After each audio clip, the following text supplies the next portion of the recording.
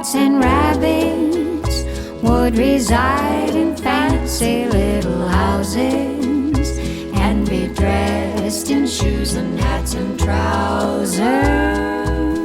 Welcome to a new edition of the Neon Jazz interview series with vintage pop and jazz vocalist, songwriter, and actress Kat Edmonson. Her latest 2020 CD, Dreamers Do, is a story for all of those that dream of a different path in life. The album explores the shared human struggle around daring to dream, and it illuminates a range of emotional and psychological consequences that can happen along the way. She was born and raised in Houston as the only child of a single mother who enjoyed the songs from the Great American Songbook. She wrote her first song at the age of 9 while riding on the school bus, and over her career, she has tasted the American Idol limelight and was an opening act for Lyle Lovett and credits him as a big mentor. And she appeared on one of the final episodes of The Late Show with David Letterman. She's full of great insights and stories, so please get to know her and dig this interview, my friends. Kat, thank you for taking a minute out for Neon Jazz. I really appreciate it. I'm looking forward to talking about your career and your latest album, Dreamers Do. Thanks. I'm so glad to talk with you. So let's start off with Dreamers Do, kind of orchestrated around originals and the American Songbook, One Sleepless Night. So I'll kind of let you take over and give me kind of an orchestration, so to speak, verbally of what your artistic approach was for this project. The album takes place over the course of a sleepless night. So it begins with an invitation to dream. The second song in the album, incidentally, is entitled Go to Sleep. It's a song from the movie Babes in Toyland, the Disney classic that came out in the 50s with Annette Funicello. Yes. And the album leads the listener on a nocturnal journey all the way up through the morning. It was designed to be an experiential record, and so there's interludes on the record, and hardly anyone listens this way anymore, like all the way through an album. But if one does actually sit down, they'll have an entire experience as though they were, sitting down to watch a show or a movie or something. But there are some original songs on there, one that I wrote entitled Too Late to Dream. And the whole record is about our concepts around dreaming and all of the wonderful things that we experience dreaming, and also the frightening things that come along with dreaming, and dreaming in the sense of going to sleep and having a night's dream, and also what it is to project into one's future and one's wishes and hopes.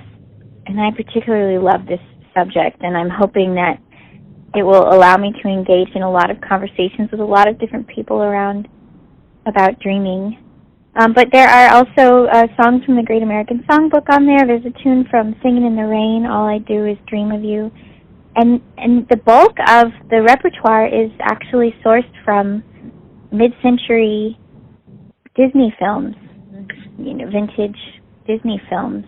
And it was really fun combing through all of that old music.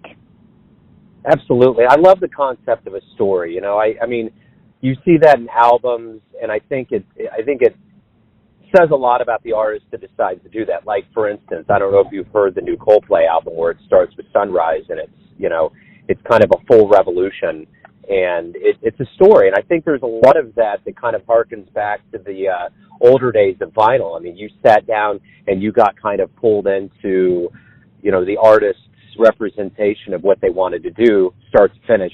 Is that kind of a mentality of this, that you really want someone to not just take certain songs from your recording, but really feel the whole immersion of it? Definitely. That's my great desire. But I'm also in touch with the fact that everyone's listening to playlists and things. So each song, stands on its own. It's its own vignette, if you will. But I love personally the experience of a vinyl record. And incidentally, this album is on vinyl, and it's a double record. But it's so nice to sit with the intention of doing nothing but listening, and the music is not a means to anything but itself. To turn on the record and to play it and have the tactile experience of, putting down the needle and then picking it up and flipping the side and reading the notes and looking at the art. It's a pastime for me, and I'm so glad that it's kind of fashionable again.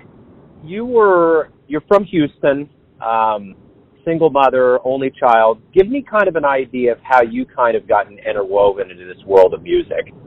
My whole family is rather musical, although no one really pursued it as a career.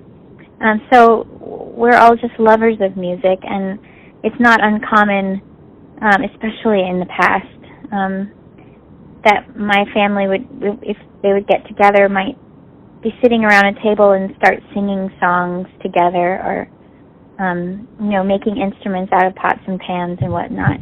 But my mom is a wonderful singer. When she was in her 20s, she used to go and sit in with jazz bands. Again, never pursued it, but that passion she brought forward into our home. So she would be constantly listening to great music, great old records, or have on an old movie that had fantastic music in it. And I began to learn the great songs of the American Songbook, and I also got to listen to her sing along with the records and the films that we were watching, and listen to her phrasing and how she approached the song. And she has undoubtedly been a major influence on my singing. So what about mentors? Who would you credit as somebody that really gave you great advice that's rang true all the way to this day? Well, my first musical partner co-produced my first album with me, Take to the Sky. His name's Kevin Lovejoy, and he's a pianist first and foremost, but he has a real mind for the music business, and he was older than me and had been in the business touring with like platinum artists for a while before we met, and so he gave me great insight into starting my career. And it was actually when I met him that I actually quit my day job and became a musician and followed a lot of his advice. I'm one of those people that I like to be a student, particularly of people worth learning from. And so if someone gives me a suggestion, it's easy for me to apply it, do it, and not without any hesitation, in gratitude of their help. And that in turn has gotten me really far. Another person that has helped me along the way was Lyle Lovett. Early on in my career, he heard my first album and took me out on the road with him and his band, and allowed me to see the inner workings of a big touring act like that, and was available for questions that I had upon the release of my first record and moving into my recording career. So those people have been invaluable to me, and everyone in between that has offered their advice. There's another guy, Bruce Lenvall, who used to run Blue Note Records. He recently passed away. We were very close, and he allowed me to bring him whenever I had a question, and we would visit together, and I'm most grateful. So what was one of the first live jazz shows that you ever saw that made you think, wow, this is it? That's a great question. I didn't see live jazz. Well, the first live jazz show, actually, funny, it was when I was in second grade. So I was 7 years old. My mom and my 80-some-odd-year-old godmother took us to see the Ink Spots playing at a nightclub in Houston, and I was just bowled over, and I was like, wow, I can't believe this is allowed. I can't believe this exists, especially on a school night, because I went on a school night, and I was probably up past my bedtime. But I don't think I saw another live jazz show until I started singing. So I think the next time was actually when I went down to a jazz jam that someone mentioned to me was going on in Austin, Texas. and I had a lot of nerve. I thought, well, I sing the Great American Songbook. You know, I learned these songs. I sing them in my house, and I could sing it on a stage. And I went down to this jam, and I saw these guys playing, and I asked if I could sit in. And I ended up sitting in at the end of the night. That kind of made me wait through the whole night before I could get up. And everyone had already left the club, but I stood up and I sang Stormy Weather, and they invited me back the next week. And that's actually how I got my start. So in between, I was just listening to music on records and watching it on TV. You know, the one thing that us, you know, regular people that aren't in the industry hear about is American Idol and how much it's been interwoven into the music industry and just our consciousness as a public. And I know that you had some time. How much did that help you and groom you and get you into some positions that were advantageous? I have to say the only way it actually helped me was it gave me insight into how show business works, specifically how television works, which is a totally different animal than making a living as a musician. The general public has an idea of how it's really glorious to think of fame as happening in this overnight way, in this sensational kind of picked out of a crowd and then made a star the next day. It really rarely ever happens. In fact, even the show itself, I went through many auditions before the audition that was aired on television. So they don't show like all of the auditions you do on American Idol before the cameras, you know, start rolling and they air it. I learned that TV needs to be fast, and there needs to be a quick thing that you say, and that you should wear something extraordinary, and also it's a lot of times it's luck of the draw.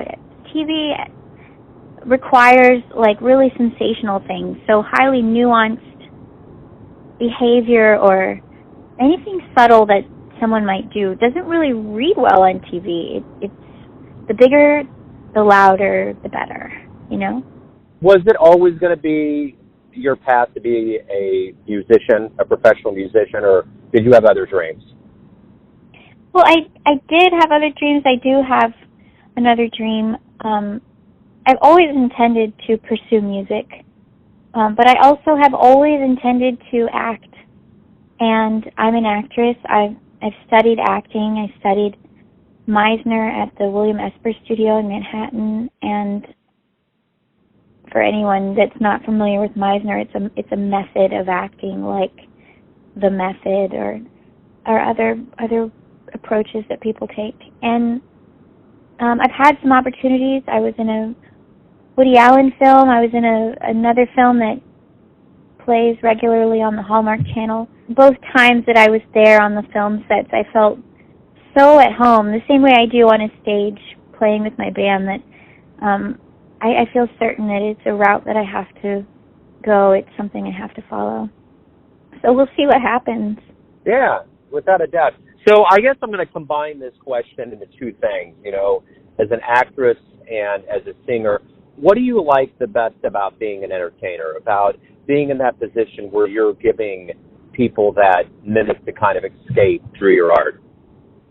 I like to give my audience the opportunity to see themselves in what it is that I'm offering, which is essentially making a connection, right? A very personal connection. My shows are very intimate, and I'm quite vulnerable there on stage. I'm pretty open. I like to tell stories, and I like to go there. My hope is at the end of the night that someone recognizes themselves somewhere in the music, somewhere in the show, and carries that inspiration forward. So you were on one of the final, in the last run that Letterman was on TV, you had the chance to perform. What was that like to be a part of that? Oh, that was great. You know, when I learned that Letterman was going off the air, I was disappointed that I had never been on the show, and then I got asked to perform, and I was thrilled, and I love it. that was a great time. Got to meet him, and he was really nice. Let me ask you this. We all have these moments in life, wherever and however, that just are magical, or we'll never forget them. And you have this chance to perform in front of people. Was there a particular performance that you put on and you got off stage and you were just blown away? Like, wow, was there something like that in your career? What was that? Yes. One of the highlights of my career. I sang for a Prince tribute at Carnegie Hall, and it was a really crazy night. The Roots were the backing band, and all of these celebrities were singing Prince songs in tribute to him, and this was actually before Prince passed away. Carnegie Hall was turned into like a rock venue that night. It was so raucous, and everyone was partying and having a great time. But I had chosen this really stripped-down ballad. I sang The Beautiful Ones, and my pianist and I walked out on stage, and he started playing the first few notes, and then I began to sing, and suddenly there was a hush over the crowd, and you could have heard a pin drop. In fact, it felt like you could hear everyone holding their breath for a second. And I sang the song, and the audience erupted, and Questlove came out, and Wendy from Wendy and Lisa came out and gave me a hug, and I walked back to a room full of famous people that I've been watching my whole life, and it was, people were shaking my hand, and I was absolutely speechless, and it's still, just when I reflect on it, one of the most thrilling things I've ever experienced. It was amazing. That answers the reason why I asked this question. That's wonderful. That is absolutely wonderful. So why do you love jazz? For the purposes of our show being a jazz show, I just want to know, why do you love jazz? I love it because of the free and improvisational nature of it. Also, it comes from the most remarkable repertoire, in my opinion, that exists.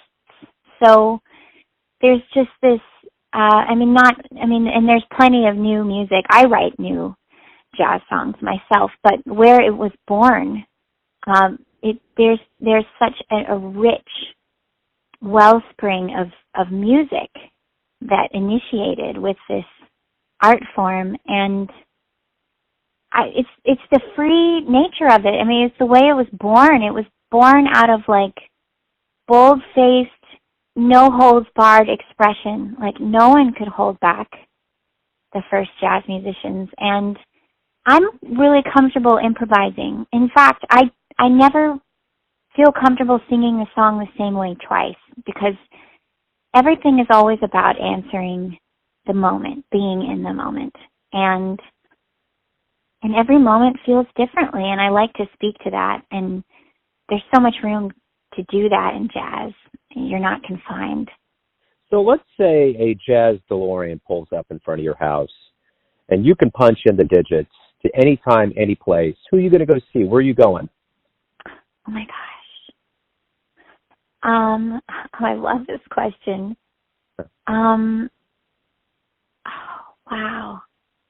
I want to see Ella Fitzgerald, and I want to sit right there, right at the front. I mean, I marvel at what she could do on a recording, and I can't imagine what kind of energy it might be like, to experience sitting right there in front of her. So everything is going to come down to this. Everyone has a perception of who they think you are, your family, your friends, your fans, but you're living your life. You know you. Tell me, who do you think you are? Well, just recently I'm kind of liberated in the idea that I don't have to know. I think I'm a truth teller, and I think I'm there to hold the truth for people, and for them to find it in themselves, and them to see it. And for myself, I love to experience, like, I don't ever want to run away from what's happening. I want to see it, and I want to recognize it and acknowledge it for what it is. And that takes courage, seemingly, but it's actually inherent in all of our nature, and I guess that's me. That's what I care about. Kat, thank you for opening up about the new album, about your career in music. I really appreciate it. Thank you. I'm so glad to talk with you. Thanks for listening and tuning in to yet another Neon Jazz interview, where we give you a bit of insight into the finest singers in New York City, Houston, Kansas City, and spots all over the world, giving fans all that jazz. And thanks to Kat for her time, music, and stories. If you want to hear more interviews, go to Famous Interviews with Joe Domino on the iTunes Store. Visit neonjazz at youtube.com, and for everything Neon Jazz all the time, go to the neonjazz.blogspot.com.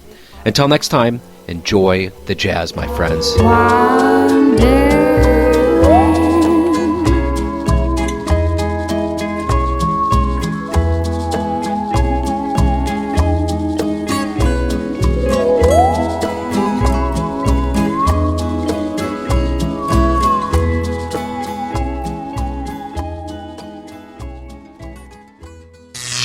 Neon Jazz.